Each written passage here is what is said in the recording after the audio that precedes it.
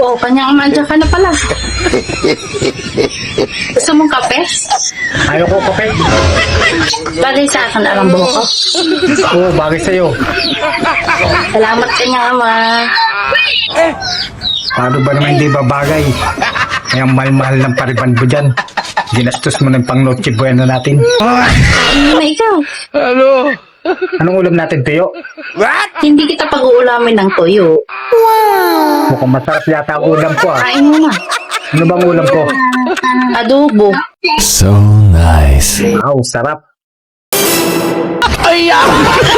Adobo, toyo yan eh. Dumali ka na naman pakasang mo gayan, ibyang. Galing sa trabaho, ipapaulam sa akin, toyo.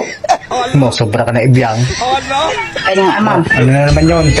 Meron nga palang reunion, Christmas party yung aming batch.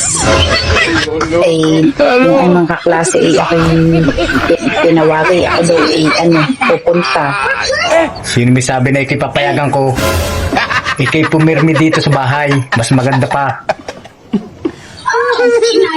Napag-usapan na natin yung bagay na yan noon. Noon yun. Hindi na ngayon. Patagal na rin napag-usapan na natin. Paulamin ba naman ako ng toyo? Mayot na ikaw. Gastos mo na yung pera. Lipat sa buhok mo.